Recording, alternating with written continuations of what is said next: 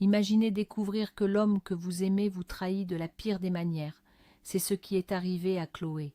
Mais ce qui a commencé comme une histoire banale de cœur brisé s'est transformé en un thriller psychologique où chaque décision pouvait mener à la vie ou à la mort. Restez avec nous pour découvrir comment une femme au plus bas a découvert une force en elle capable de changer le destin. Et ce que vous allez entendre va vous glacer le sang.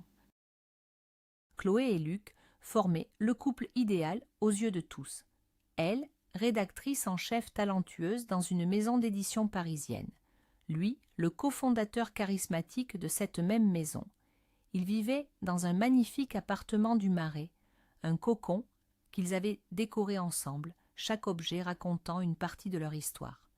Chloé, orpheline depuis son plus jeune âge et élevée par une grand-mère aimante mais aujourd'hui disparue, avait tout misé sur Luc.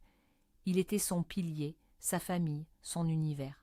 Elle travaillait sans relâche, non seulement par passion, mais aussi pour le soutenir, pour bâtir leur empire commun. Elle pensait leur amour indestructible, aussi solide que les murs haussmanniens de leur immeuble. Elle se trompait lourdement. La clé tourna dans la serrure avec un bruit familier, mais quelque chose clochait. Un silence anormal pesait dans l'appartement, puis Chloé les vit. Des bottines en cuir rouge, effilées, provocantes, qui n'étaient mais pas les siennes, abandonnées près de l'entrée. Le cœur de Chloé se serra instantanément. Un frisson glacial parcourut son échine. Chaque bruit de la ville, le klaxon lointain d'un taxi, le murmure de la pluie sur les fenêtres, semblait s'estomper. De la chambre, leur chambre, parvenait un rire étouffé, un rire de femme, suivi du timbre grave de la voix de Luc. La réalité la frappa avec la violence d'un poing en plein visage. Sur des jambes qui semblaient faites de coton, elle avança, longeant le couloir où leurs photos de vacances souriaient ironiquement. La porte de la chambre était entr'ouverte, laissant filtrer une lumière tamisée et des ombres dansantes. Elle la poussa doucement. Le spectacle qui s'offrit à ses yeux était un cliché terrible, mais bien réel. Luc, son Luc, était là, dans leur lit, avec une femme aux cheveux de feu. Le monde de Chloé bascula. Une vague de nausée la submergea. L'air devint irrespirable, chargé d'un parfum sucré qu'elle ne connaissait pas. Elle voulut crier, hurler sa douleur, détruire quelque chose. Mais un étrange calme, une sorte de déconnexion protectrice, s'empara d'elle. Elle ne leur offrirait pas le spectacle de ses larmes. Pas maintenant. Faisant volte-face, elle quitta l'appartement sans un mot. Elle ferma la porte derrière elle, le déclic du peine sonnant comme le point final de sa vie d'avant. Dehors, la pluie fine de Paris lui cinglait le visage, se mêlant aux larmes qui coulaient enfin, brûlantes et silencieuses. Elle marcha sans but, les lumières de la ville se floutant à travers son chagrin. Comment avait-il pu, dans leur lit, le sanctuaire de leur amour? Chaque pas la ramenait à cette image, cette trahison ultime qui souillait chaque souvenir heureux. Elle se sentait vide, écorchée vive, une étrangère dans sa propre vie. Elle finit par s'engouffrer dans le premier café qu'elle trouva, un petit bistrot enfumé au coin d'une rue, cherchant un refuge contre la tempête qui faisait rage, autant dehors qu'à l'intérieur d'elle. Assise à une petite table en marbre, Chloé regarda ses mains trembler. Elle avait tout laissé derrière elle, son sac, son argent, ses clés. Dans sa précipitation, elle n'avait attrapé que son téléphone, glissé machinalement dans la poche de son manteau. Fouillant ses poches, elle rassembla quelques pièces, juste assez pour un café noir. La boisson chaude lui brûla la gorge, mais ne parvint pas à réchauffer le froid glacial qui avait envahi son cœur. Autour d'elle, la vie continuait. Des couples riaient, des amis discutaient. Pour elle, le temps s'était arrêté. Chaque gorgée de café avait le goût amer de la trahison. Elle était seule, sans argent, sans toit, et surtout sans l'homme qu'elle pensait être l'amour de sa vie. Le serveur, un jeune homme à l'air fatigué, annonça la fermeture prochaine. Dehors, la pluie s'était transformée en une véritable averse. Paniquée, Chloé sentit les larmes monter à nouveau. Où aller? Elle ne pouvait pas retourner là-bas. Pas ce soir, pas jamais. C'est alors qu'une idée surgit, un dernier recours. Dans la poche de son manteau, avec son téléphone, se trouvait un autre trousseau de clés, celui de son bureau. Le trajet en métro jusqu'au bureau de la maison d'édition, dans le quartier de Saint-Germain-des-Prés, fut un supplice.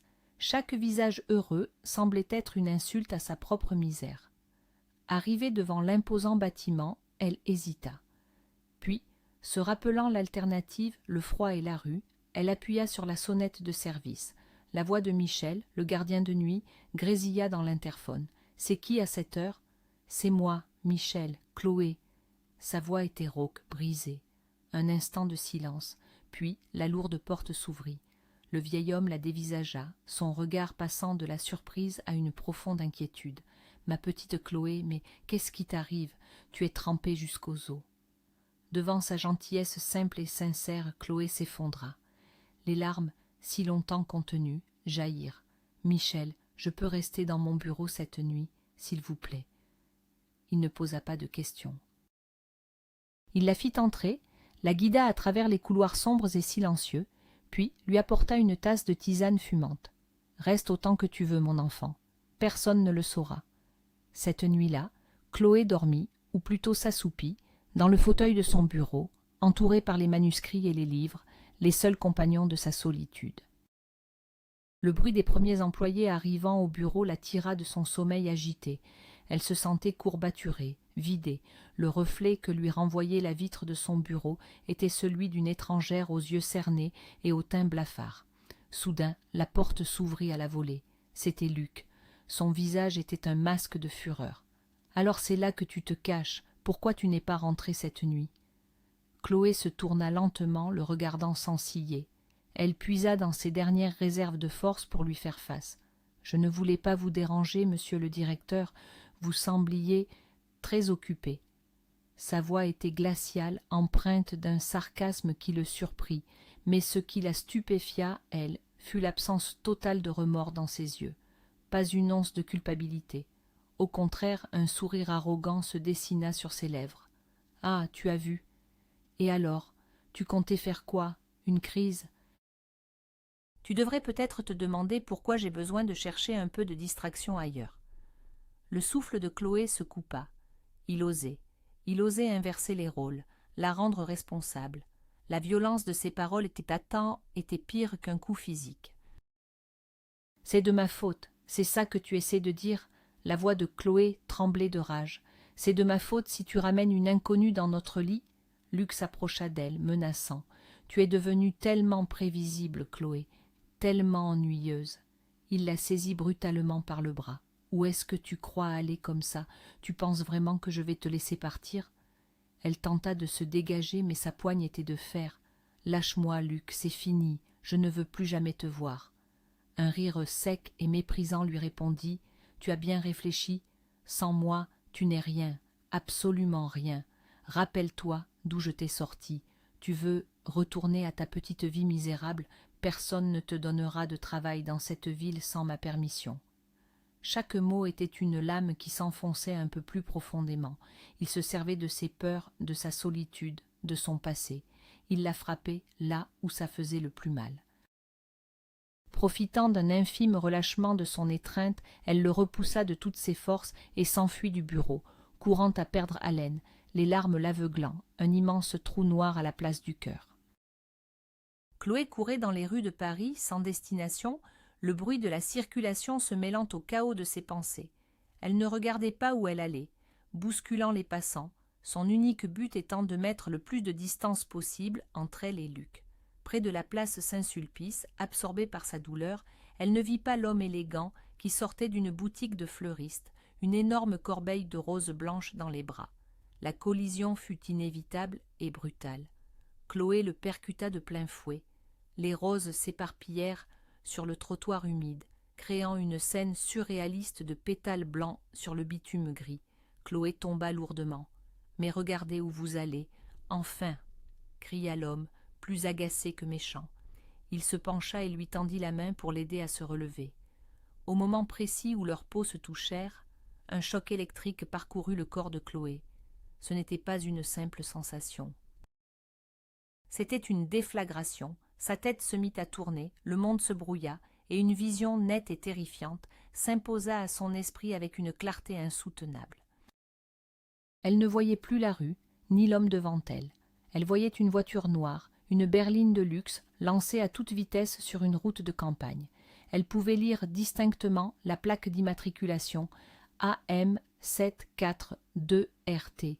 Soudain, une explosion. Le véhicule s'embrasait, se transformant en une torche hurlante. À l'intérieur, elle voyait le visage de cet homme déformé par la terreur et la douleur, piégé dans les flammes. Elle sentait la chaleur insupportable sur sa propre peau, l'odeur âcre de la fumée et du métal en fusion. Elle entendait ses cris, des cris d'agonie qui résonnaient dans sa tête comme s'ils étaient les siens.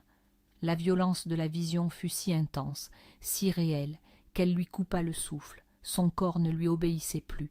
Un voile noir descendit sur ses yeux, et elle perdit connaissance, s'effondrant sur le trottoir parisien au milieu des roses blanches éparpillées. Quand Chloé reprit conscience, le visage inquiet de l'homme était penché sur elle.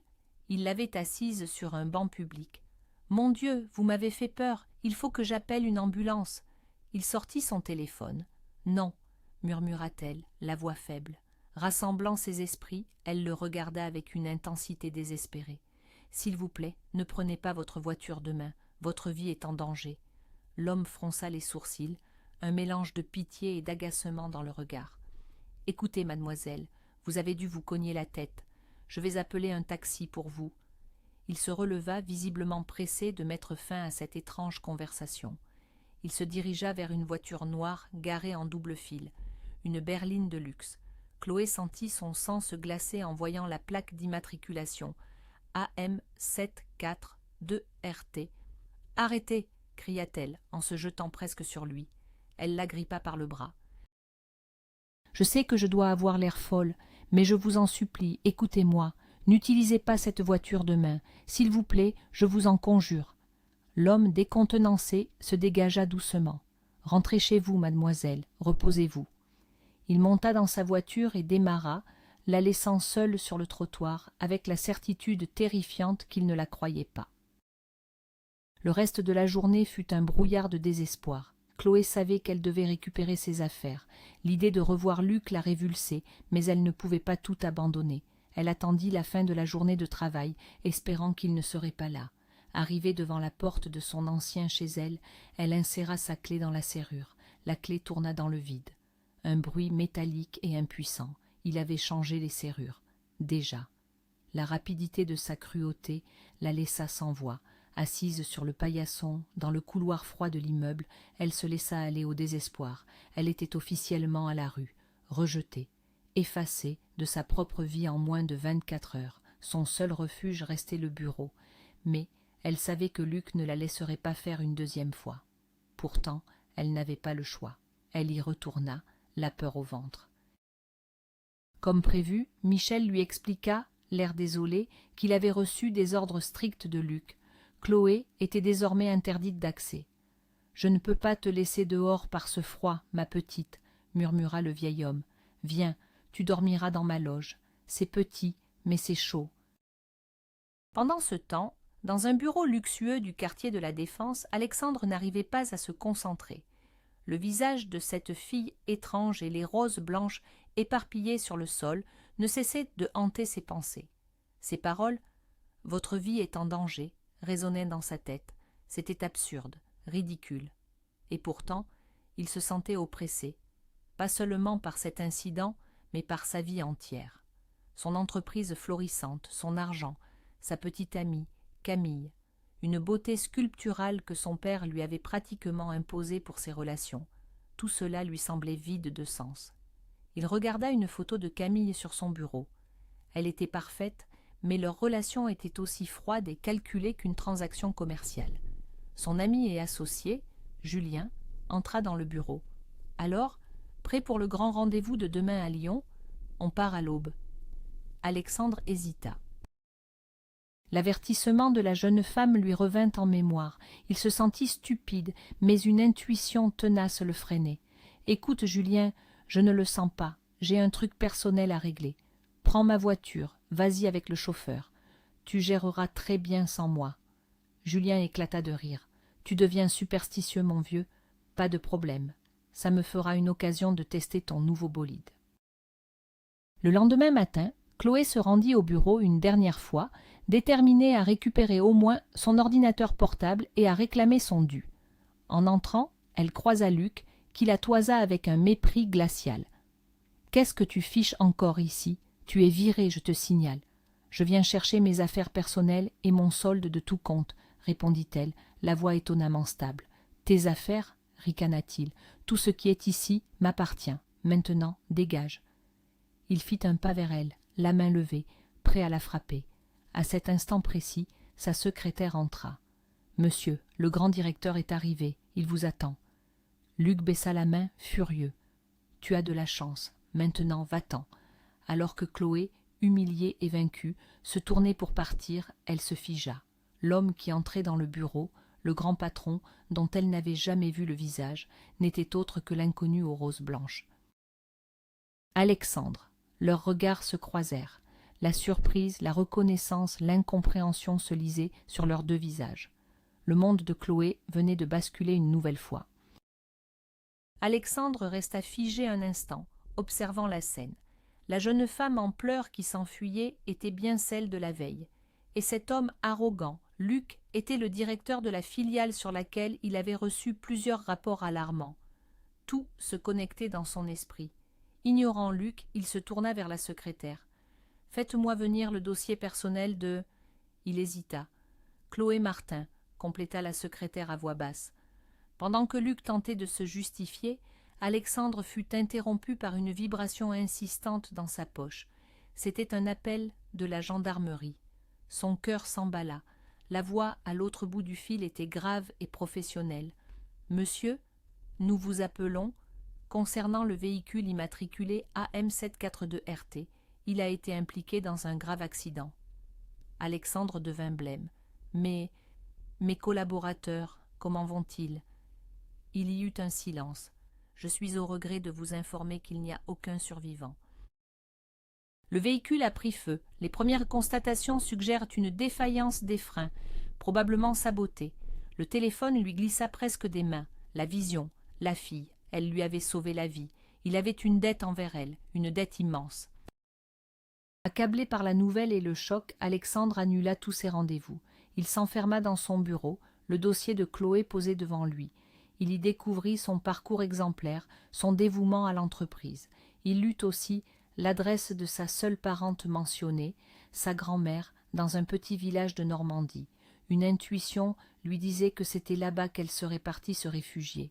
Il se sentait responsable, pas seulement parce qu'elle lui avait sauvé la vie, mais parce que son entreprise, son directeur l'avait brisée. Il devait la retrouver, lui parler, comprendre. Pendant ce temps, Chloé était dans un train qui la menait loin de Paris.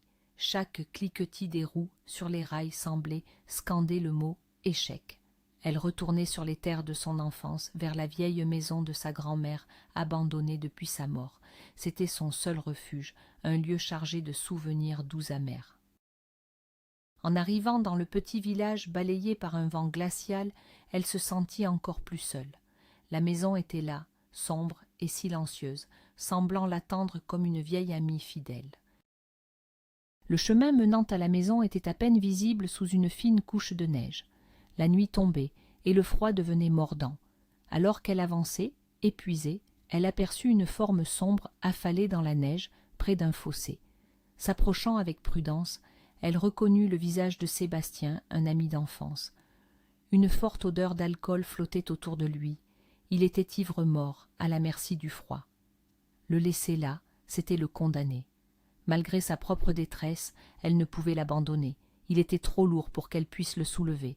Luttant contre le vent et la neige qui commençaient à tomber plus drue, elle parvint à le hisser sur son propre manteau, improvisant une sorte de traîneau.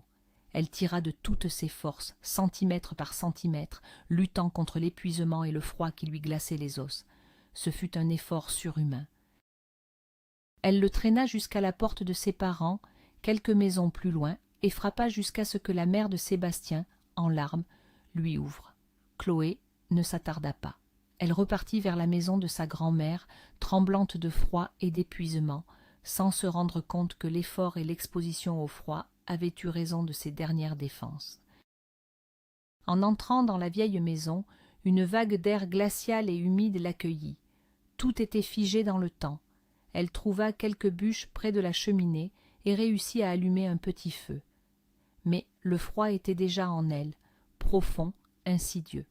Elle s'enroula dans une vieille couverture rêche et s'endormit d'un sommeil lourd, peuplé de cauchemars. À son réveil, le lendemain, elle se sentait terriblement mal. Sa gorge la brûlait, sa tête était lourde et ses mains, douloureuses, avaient une teinte violacée. Elle avait de la fièvre. Une voisine, Madame Dubois, alertée par la fumée s'échappant de la cheminée, vint frapper à sa porte.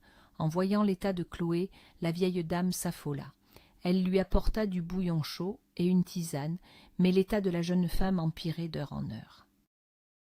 Elle commença à délirer, alternant entre des moments de lucidité où la douleur de sa vie brisée la submergeait et des phases de confusion où elle appelait sa grand-mère. Elle était seule, malade et complètement démunie. Le monde extérieur n'existait plus. Alexandre arriva dans le village normand en fin de journée. La neige avait rendu les routes difficiles. Il se gara sur la petite place et demanda aux quelques habitants s'ils connaissaient la maison de la grand-mère de Chloé Martin. On lui indiqua la vieille bâtisse isolée au bout du chemin. En s'approchant, il remarqua la faible lueur d'une lampe à l'intérieur. Il frappa. Pas de réponse. Il frappa plus fort, une angoisse grandissante lui tordant l'estomac. Finalement, il entendit des pas lents et traînants. La porte s'entr'ouvrit. Chloé était là, chancelante, le visage brûlant de fièvre, les yeux vitreux. En le voyant, son expression passa de la confusion à un choc total. Elle murmura quelque chose d'incompréhensible, puis ses yeux se révulsèrent et elle s'effondra dans ses bras, inconsciente. Sans hésiter, il la souleva. Elle était brûlante et légère comme une plume.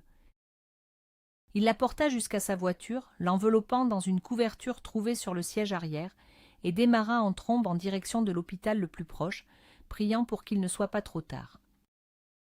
Les jours suivants furent un balai silencieux dans une chambre d'hôpital privé. Chloé luttait contre une pneumonie sévère et des engelures aux mains. Alexandre était là, chaque jour. Il restait assis, près de son lit pendant des heures, lisant ou travaillant sur son ordinateur, mais toujours présent. Quand elle fut enfin assez lucide pour parler, il lui raconta tout. L'accident, la voiture sabotée, comment ses paroles l'avaient sauvée. En l'écoutant, Chloé comprenait que son don, cette chose étrange qui l'avait toujours effrayée, venait de changer le cours de leurs deux vies. Une complicité étrange naquit entre eux, tissée de gratitude, de mystère et d'une vulnérabilité partagée. Ils parlaient de tout, de leurs rêves, de leurs peurs. Il lui avoua le vide de sa propre existence, la pression de son père, sa relation factice avec Camille. Elle lui parla de sa solitude, de son amour pour les livres, de sa grand-mère. Pour la première fois depuis longtemps, Chloé ne se sentait plus seule. Et Alexandre, pour la première fois de sa vie, se sentait compris. Alors que Chloé approchait de la guérison, une nouvelle angoisse la saisit, l'après. Que faire? Où aller? Elle n'avait plus de travail, plus de logement. C'est Alexandre qui aborda le sujet. « Chloé, je ne t'ai pas tout dit. Je suis en train de monter un nouveau projet, secret pour l'instant, une nouvelle plateforme médiatique, indépendante de l'empire de mon père. J'ai besoin de quelqu'un de confiance, de talentueux, quelqu'un qui a une vision. J'ai besoin de toi. » Chloé était abasourdie. « Mais, mes mains, je ne suis pas encore. » Il l'interrompit doucement. « Nous prendrons le temps qu'il faudra, et pour le logement, je sais que c'est beaucoup demandé, mais j'ai une grande maison. Il y a de la place. Tu y serais en sécurité, tu pourrais travailler de là et continuer tes soins.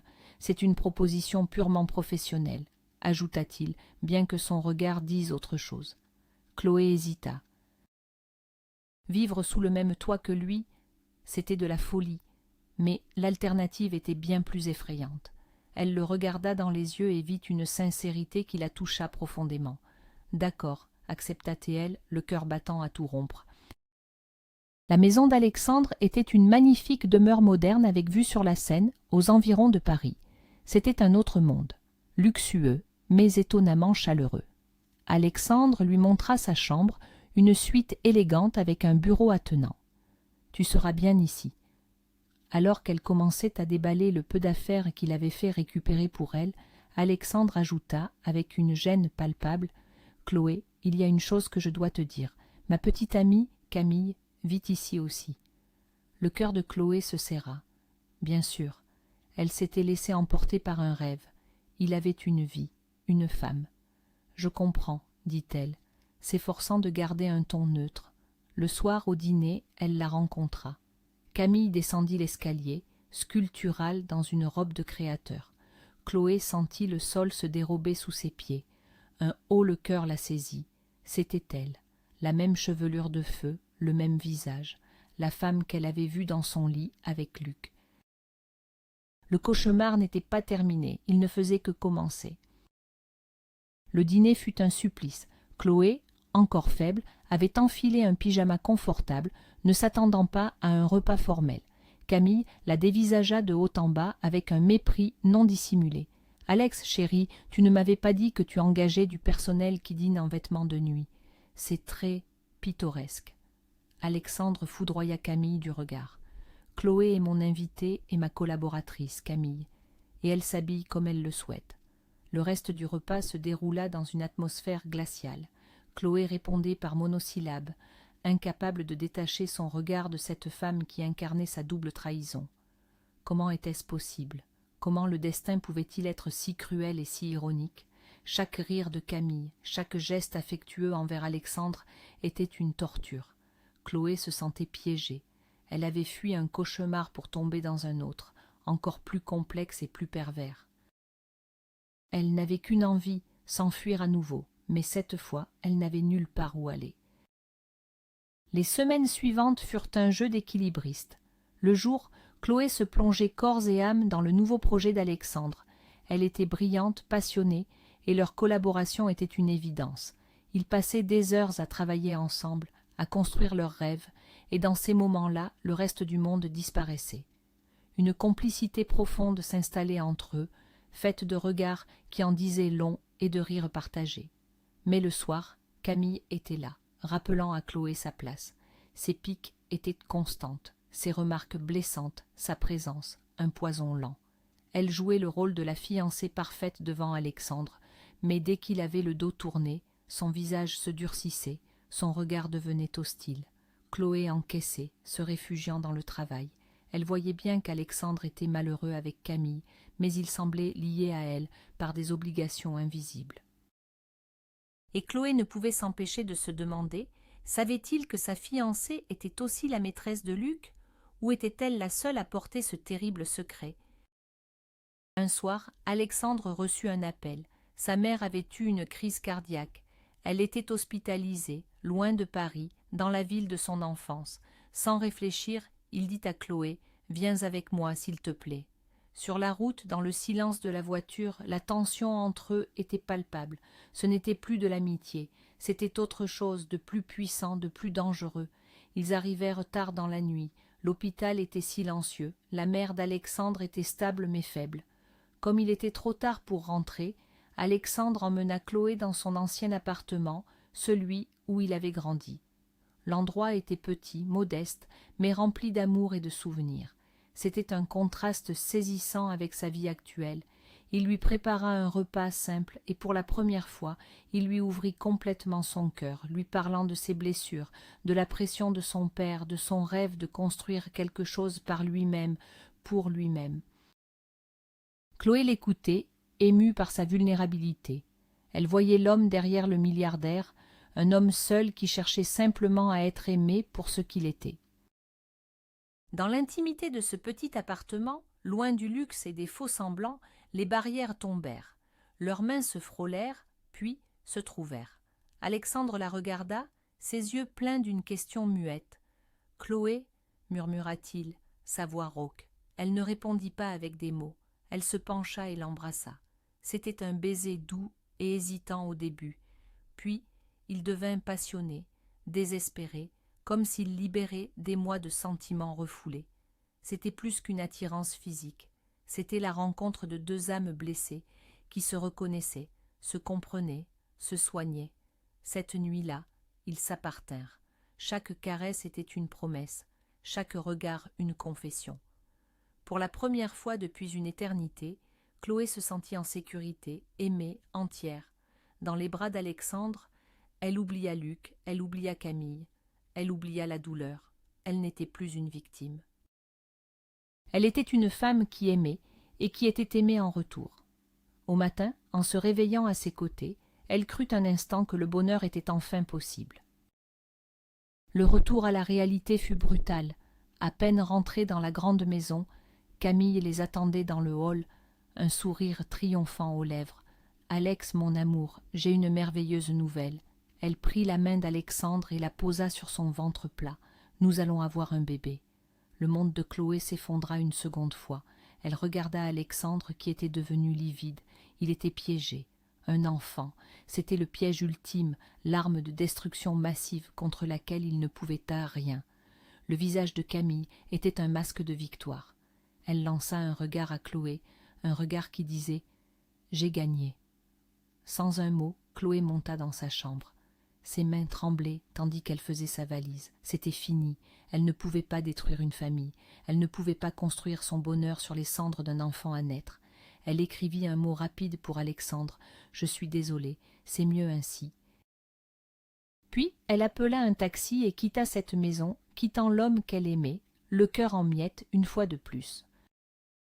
Chloé se lança à corps perdu dans la finalisation du projet médiatique. Elle loua un petit studio et travaillait jour et nuit, communiquant avec Alexandre uniquement par email professionnel et bref. C'était sa seule façon de survivre, transformer sa douleur en travail. Alexandre, de son côté, était dévasté. Il se sentait prisonnier. Il aimait Chloé, mais la nouvelle de la grossesse de Camille le paralysait. Il croulait sous le poids du devoir, une notion que son père lui avait martelée toute sa vie. La date du mariage avec Camille approchait, et chaque jour était une torture. Il ne voyait presque plus Camille, qui prétextait des nausées pour s'isoler. Un soir, n'en pouvant plus de solitude, il décida de passer voir son ami Julien à l'improviste pour parler. La porte de l'appartement de Julien était entr'ouverte. En s'approchant, il entendit des voix. Une dispute. Il reconnut la voix de Julien et une autre qui lui était vaguement familière. Il s'arrêta, l'oreille collée à la porte, et ce qu'il entendit le glaça jusqu'à la moelle. « Tu es un idiot !» hurlait Julien. « Saboter la voiture, c'était beaucoup trop risqué. On aurait pu tous se faire prendre. » La deuxième voix répondit, pleine de ressentiment. C'était la voix de Luc, l'ex-mari de Chloé. « Et qu'est-ce que tu voulais que je fasse ? Tu m'avais promis de l'argent et j'en avais besoin. Avec tes vérifications, Alexandre allait découvrir mes détournements de fonds. » Julien rétorqua. « Je t'avais dit d'attendre. Il me faisait une confiance aveugle. Il fallait juste être patient, et tout son empire aurait été à nous. Maintenant, il contrôle tout. » Puis, Luc dit la phrase qui fit basculer le monde d'Alexandre.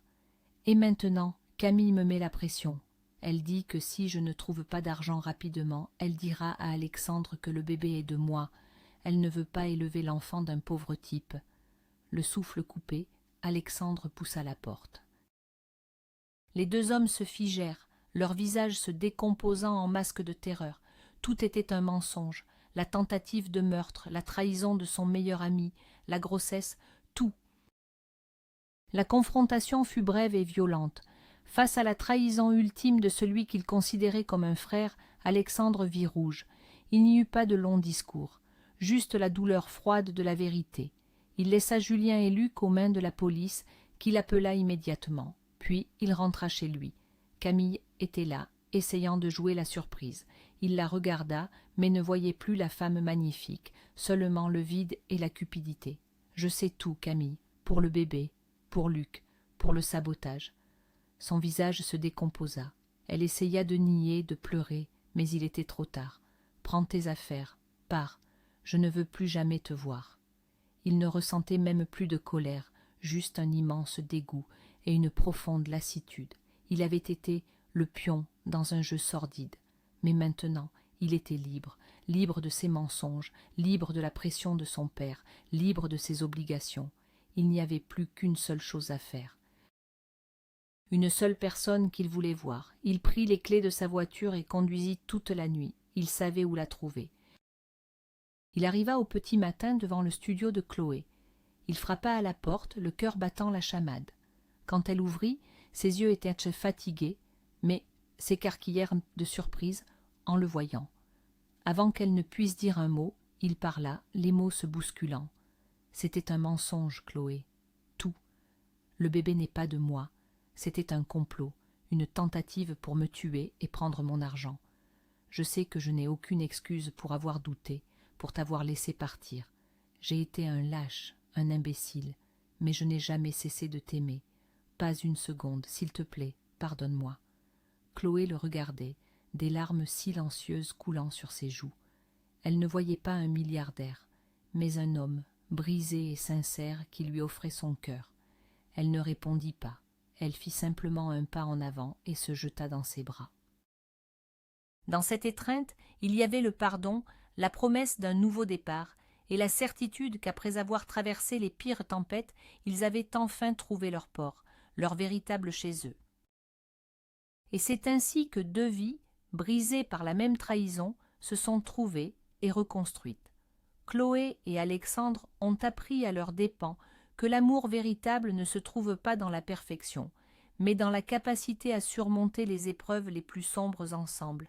Ils ont lancé leur propre média, un symbole de leur indépendance et de leur nouvelle vie, loin des complots et des mensonges. Leur histoire nous rappelle que même dans la plus profonde obscurité, une lumière peut jaillir et que parfois les dons les plus étranges peuvent nous sauver la vie. Merci de nous avoir écoutés jusqu'au bout. Si cette histoire incroyable vous a touché, n'hésitez pas à mettre un like, à vous abonner pour ne manquer aucune de nos prochaines histoires et à partager vos impressions en commentaire. Et vous, croyez-vous aux prémonitions et au destin ?